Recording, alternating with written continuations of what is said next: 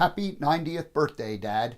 Today is my father, Jack Weber's 90th birthday. He was born on January 2nd, 1929, and so today is his 90th birthday. Happy birthday.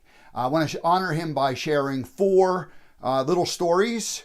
Three of them are short, one's a little bit longer, and the first one being is the symmetry around his 90th birthday and my 60th birthday. And so I'll tell you a little bit about that and why I think that's important. The second one is my father was not an educated at the university level man, but he was very wise and educated in the school of life, and especially in the school of building things and getting things done. He was a builder. He accomplished many big projects in his lifetime, and so I'll share a little bit about that. And then the third one is the influence that had on me growing up, and specifically how he was my mentor and educator, and still influences me greatly today in what I'm doing. And then finally, I'll wrap up by talking about my relationship today with Dad. So the four parts again are, the fact that he's 90 and I'm 60, and I think that's important. The idea that he is somebody who has built a lot of things in his life. He knew how to make things get done. How that influenced me as a child and growing up in my youth and teenage and young adult years, and then finally what my life was like with him today. So I mentioned that Dad is 90 years old today, and 6 months ago I had my 60th birthday. So almost to the day, Dad is he was 30 years old and 6 months when I was born. And then I think that's important because the planet Saturn revolved when we are born. Saturn is up in the sky at one particular location, and then at 29 years and roughly 6 months, Saturn returns to the exact spot where we were born, and then another 29 years. So basically at age 30, at age 60, and at age 90, Saturn revolves and comes around and repeats itself. I think this is important because of some of the things I've learned about it, and I'll share just a little bit about that.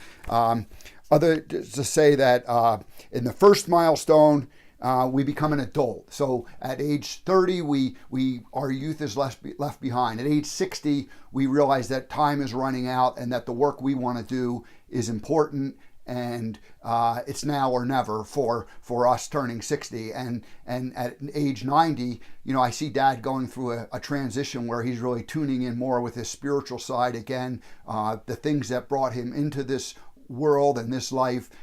He's thinking about those things. So it's I'm going to wrap up, conclude, and talk about the relationship I have with him today in part 4. I grew up in a household where my father was basically a guy who just made and fixed everything. By the time I was born, he already had a couple of major projects under his belt that I just grew up with being there, but hearing the legacy of it. He built a garage outside of the house. He took the house and converted it from a 900 square foot little matchbox house, 3-bedroom, 1-bath, to basically almost 2,000 square feet, and 4-bedroom, 2-bath, a recreation room, lots of room for us to spread out. That happened when I was a very young child. I don't have a good memory of that, but the legacy of that is what I grew up in. Dad just being a guy who makes things and builds things, and there was no question about it. My mother one time told the story about how she threw something away because it broke, and my father a few weeks later said, "Hey, where is that such and such?" And she said, "Oh, I threw it away, it broke." And my father's like, "It broke? Well, why didn't you tell me? We don't throw things away, we just fix them." And from that day on, whenever something broke, it was just like you put it, "Hey, Dad, this is broken here," and he would fix it. And so he knew how to make things happen and get things done. And that was the environment I grew up in. When I was 11 years old, 1969, Mom and Dad purchased a house in Bushkill, or they purchased a lot in Bushkill, a bare naked land, and they were going to build a house. And I was, again, 11, and I watched Dad make plans, draw them up in the basement where he basically got a drafting board out and he drew up the plans for what he was going to build. And then and then we went up there and to the house, and an excavator came in and dug out the foundation. And then the next week I went up and a cement truck came and poured cement into that footing there, foundation hole. And then the next 4 weeks, my older brother and uncle and my father, we went up and they built the cinder blocks all the way up. And I was too little to really be able to lift cinder blocks and place them, but I was the guy who made the cement and carried buckets of cement out there. So, and then the foundation was done and the flooring went in, and I remember Dad would come home at night after work and he would prefabricate sections of the house.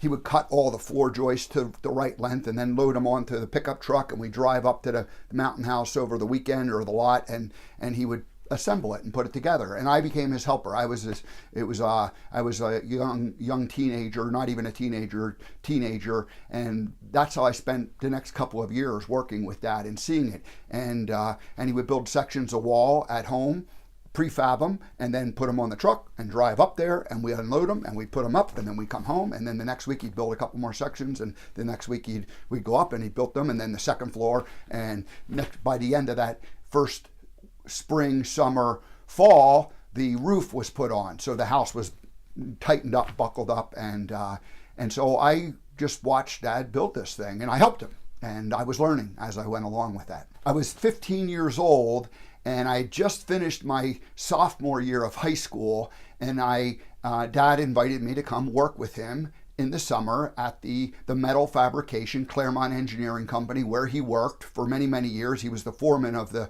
metal fabrication shop. And so I turned 16 that summer, but I went and worked with him for 10 weeks, and I ended up getting paid $2.75 an hour that first summer, and that was great.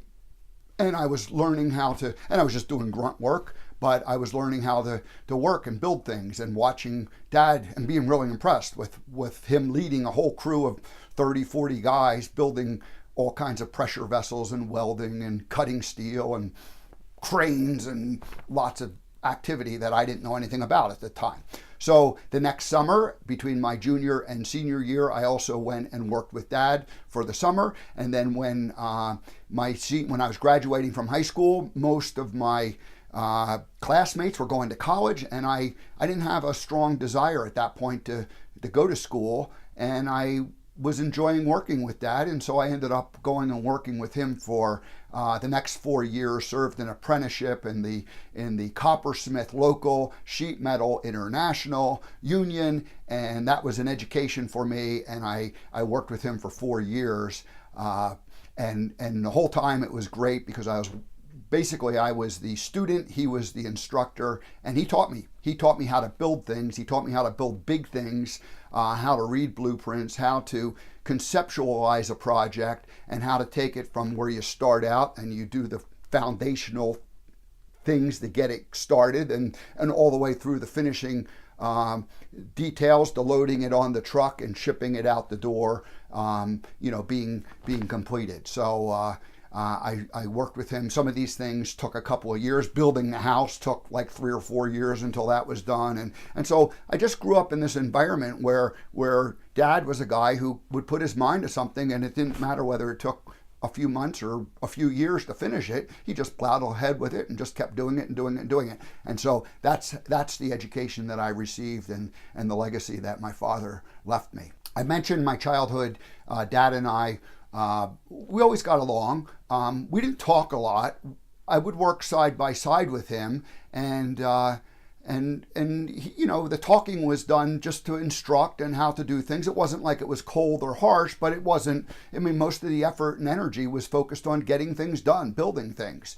My mother and I would talk. I would sit. I remember many nights after. It was quiet in the house. It was just about bedtime, and my father might have already been asleep. And I would just sit and talk with my mother about things, feelings, and about life in general. Dad and I didn't have those conversations very often, and when we did, they were kind of awkward, and they weren't manly things to talk about. We just enjoyed working with each other side by side, and so. That was interesting growing up, where this idea of doing and getting things done was the most important thing or more important than talking about things. So about 20 years ago, I would have been 40 years old. Dad would have been in 70s, thereabouts. Things started to change a little bit. We started talking a little bit more about life and things.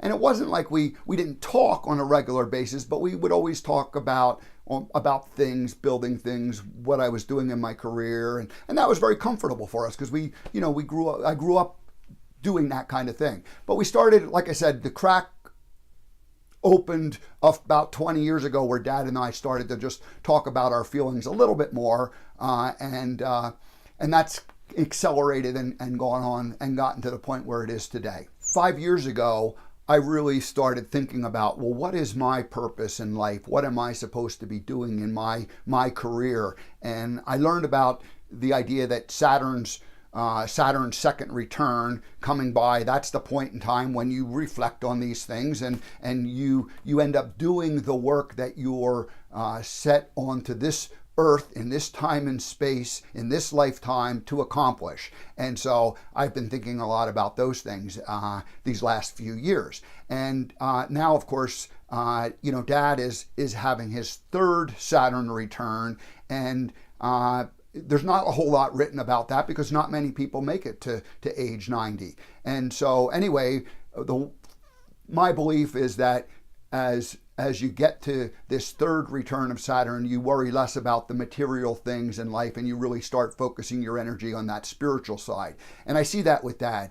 The last few months has been a change. He's a lot more open and sharing things. We're having a lot more conversations about life and about feelings. We never said we loved each other. It was just understood. It was the way life was, and we didn't have to express that because life was, it was understood that we loved each other, and you didn't have to bother expressing it. Anyway, it's been a great thing where now we can say that we can tell each other that we love each other and share those feelings that we just didn't do when I was a child, certainly, and even overall the last many, many years. So in conclusion, I just want to say, Dad, happy 90th birthday. I'm honored to be your son. I'm grateful that you're my father. I appreciate all that you taught me, and I've used those skills throughout my lifetime, and I will continue to use those skills for the next 10, 20, 30 years of my life. And I just wanted to wish you a happy 90th birthday and let you know that I love you very much. Thank you, Dad.